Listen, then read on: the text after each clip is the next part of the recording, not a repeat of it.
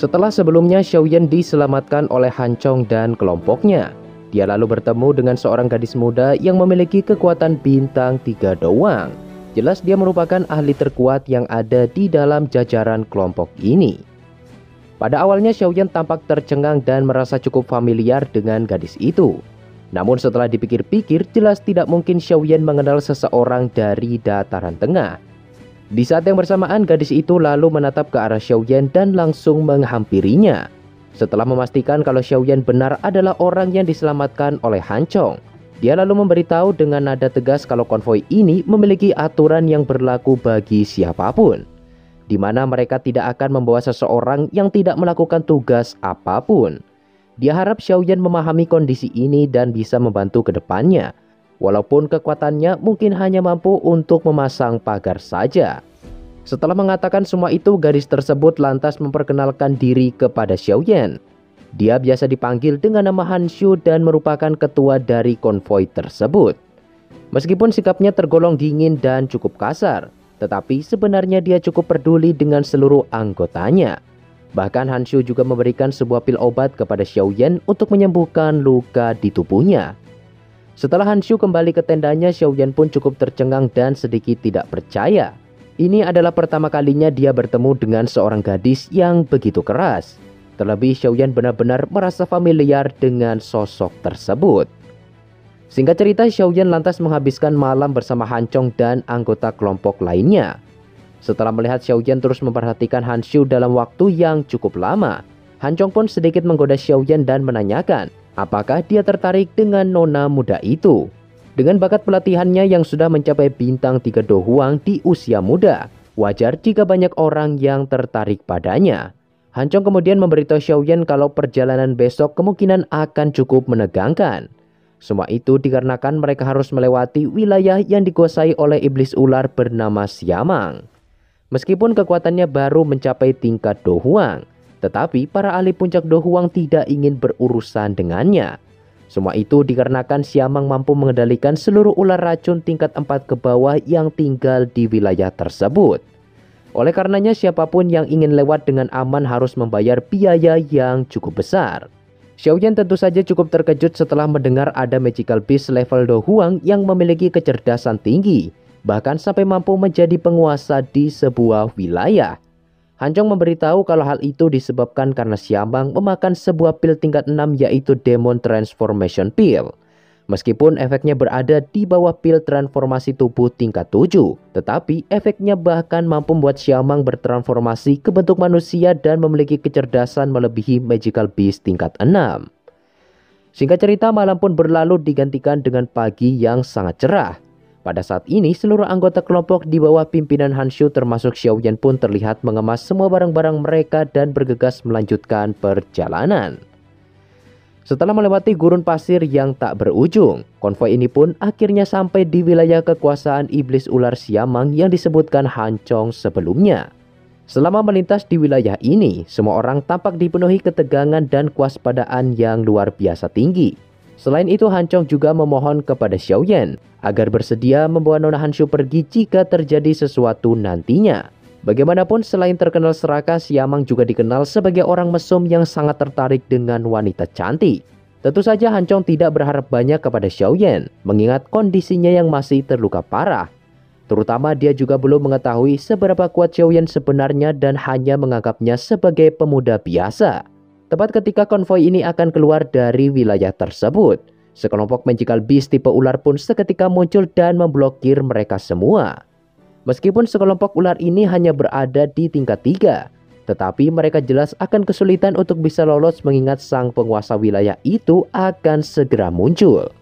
Tak lama kemudian suara tawa aneh tiba-tiba terdengar dari balik pasukan ular diikuti dengan kemunculan sosok ular berbentuk manusia, yang tidak lain dan tidak bukan adalah sang iblis ular Siamang.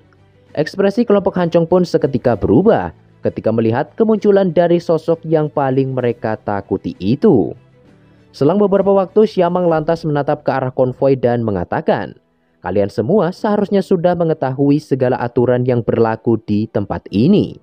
Han Chong pun buru-buru menjawab kalau mereka adalah anggota klan Han yang berasal dari kota Tianbei, sembari menyerahkan sebuah kartu kristal kepada Siamang. Setelah menerima kartu kristal tersebut, Siamang pun tampak tertawa puas. Namun jika kelompok Hancong ingin pergi dengan selamat, mereka harus meninggalkan gerbong kereta yang ditempati oleh Hanshu. Tentu saja perkataan ini secara alami membuat seluruh anggota konvoi merasa geram dan berniat melakukan perlawanan. Pada saat yang bersamaan, Hanshu tiba-tiba saja menjebol atap gerbong kereta dan menatap tajam ke arah Siamang dengan ekspresi dingin. Dia lalu mengeluarkan sebuah longsword di tangannya dan langsung melesat ke arah Siamang dengan bantuan sayap Doki di punggungnya. Dari kejauhan, Siamang pun tampak tertawa terbahak-bahak. Dalam sekejap, dia lantas mengerahkan sebuah pilar Doki yang cukup kuat dan berhasil memukul mundur Hanshu secara paksa. Jelas perbedaan kekuatan antara Do Wang dan Do Huang sangatlah besar. Meskipun Siamang sendiri cukup takut dengan para tetua yang bersembunyi di dalam klan Han. Tetapi selama dia bisa membunuh semua anggota konvoi yang ada, maka tidak seorang pun yang bisa menyalahkannya atas kejadian ini. Setelah itu, Siamang pun dengan cepat memerintahkan pasukan ular untuk menyerbu ke arah kelompok Hancong berada. Tepat ketika sekelompok ular ini akan menerkam mereka, sebuah nyala api tiba-tiba saja muncul dan langsung membakar semua ular itu menjadi setumpuk abu. Perubahan mendadak ini jelas membuat kelompok Hancong, Hanshu, dan juga Siamang pun seketika terkejut dan bertanya-tanya sebenarnya apa yang baru saja terjadi. Keheningan pun berlangsung cukup lama sebelum akhirnya Siamang memutuskan untuk kembali menyerang Hanshu bersama pasukan ularnya. Di situ Hancong dan anggota klan Han lainnya pun sontak mengerahkan Doki mereka untuk melindungi Hanshu sekuat tenaga. Namun lagi-lagi nyala api misterius kembali muncul dan melenyapkan seluruh pasukan ular yang mendekat itu. Kejadian ini jelas membuat kelompok Hanshu dipenuhi kegembiraan. Kali ini mereka sepenuhnya yakin kalau ada ahli kuat misterius yang telah menolong mereka secara diam-diam. Tindakan tersebut secara alami membuat Siamang merasa kesal dan mencoba mencari tahu ahli mana yang sedang ikut campur dalam urusan pribadinya itu. Tak lama kemudian suara lelaki tua pun terdengar dan menyarankan kepada Siamang kalau sebaiknya dia tidak mengganggu kelompok Hanshu lebih jauh lagi. Jika tidak, maka dia akan benar-benar melenyapkannya. Pada saat ini Xiaoyan belum berani menampakkan diri karena kondisinya yang masih terluka parah. Oleh karena itu, dia hanya bisa mengerahkan kekuatan spiritual miliknya dan menyamar sebagai lelaki tua untuk menghentikan iblis ular Siamang. Siamang sendiri jelas merasa tidak terima atas perlakuan yang baru saja dia alami itu. Namun karena lawan misterius yang dia hadapi tidak kunjung muncul, Siamang pun akhirnya menyerah dan bersedia untuk melepaskan mereka semua. Namun sayang, ucapan ini ternyata hanyalah sebuah pengalihan. Dalam waktu singkat, Siamang lantas melesat dengan kecepatan penuh tepat ke arah Hanshu berada. Tentu saja pergerakan licik semacam ini sudah terbaca oleh Xiaoyan. Oleh karena itu, dia pun langsung melepaskan serangan telak tepat ke dada Siamang, hingga membuatnya terpukul mundur dan mengeluarkan darah segar dari seluruh bagian tubuhnya. Di sisi lain, Hanshu pun tampak sangat terkejut. Siapa sangka ahli Do Huang sekaligus magical beast dengan pertahanan tubuh tingkat tinggi seperti Siamang dapat dikalahkan hanya dengan satu serangan saja. Kemungkinan ahli misterius itu memiliki kekuatan yang sangat menakutkan bahkan sulit untuk ditandingi oleh seluruh ahli dari klan Han miliknya. Sementara itu, Siamang yang dipukul mundur seketika menyadari kalau serangan itu merupakan kekuatan spiritual. Jadi bisa disimpulkan kalau ahli misterius ini adalah seorang alkemis tingkat tinggi. Karena tidak ingin mengambil resiko lebih jauh lagi, Siamang pun akhirnya memutuskan untuk menyelamatkan nyawanya dan bergegas kabur dari tempat tersebut. Setelah kepergiannya, sekelompok ular yang mengepung pasukan Hanshu pun seketika menyebar dan kembali ke dalam wilayah hutan. Hancong dan yang lainnya pun sontak merasa gembira dan langsung mengucapkan terima kasih kepada ahli misterius yang sudah bersedia membantu mereka. Namun karena sosok misterius yang tidak lain adalah Xiaoyan tidak bersedia untuk menampakkan diri, mereka pun hanya bisa pasrah dan kembali melanjutkan perjalanan. Meskipun tidak ada sedikit pun tindakan mencurigakan yang dilakukan oleh Xiaoyan selama pertempuran itu terjadi, namun tampaknya Hanshu memiliki insting yang cukup kuat dan mulai menunjukkan kecurigaannya terhadap Xiaoyan. Tidak hanya itu, Hancong dan anggota konvoi lainnya juga terus membicarakan kehebatan ahli misterius itu di sepanjang perjalanan.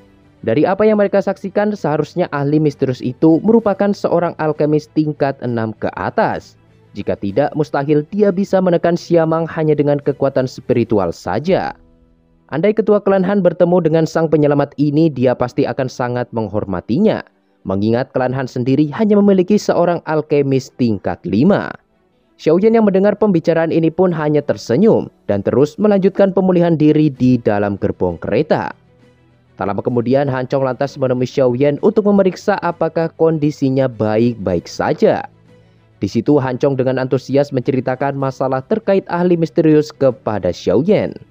Setelah mereka melewati wilayah iblis ular Siamang, maka perjalanan selanjutnya menuju kota Tianbei bisa dianggap aman dan lancar. Selama semuanya berjalan sesuai rencana, maka seharusnya konvoi ini akan tiba di tempat tujuan dalam waktu 6 hari ke depan. Mendengar hal itu, Xiaoyan pun tampak merasa lega. Cedera yang dia alami kemungkinan besar akan bisa dipulihkan selama kurun waktu ini. Jika dia tidak secepatnya memulihkan kekuatan, takutnya dia akan benar-benar mengalami kesulitan apabila masalah serupa kembali terjadi.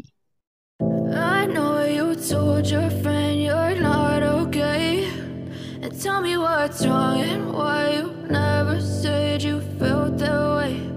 Oke, mungkin cukup sampai di sini dulu untuk spoiler pembahasan PTTH Season 5 episode 90 part 2-nya. Dan untuk spoiler episode 91-nya mungkin akan Mimin upload hari Minggu atau Senin guys ya. Thanks buat kalian yang sudah menonton video ini dari awal sampai akhir. Semangat buat kalian yang menjalankan ibadah puasa, and see you next time. Yeah, I'm about to fade away, cause every time I wake up I feel like it's Monday. Something's going wrong with all the chemicals up in my brain. All of a sudden I don't look at anything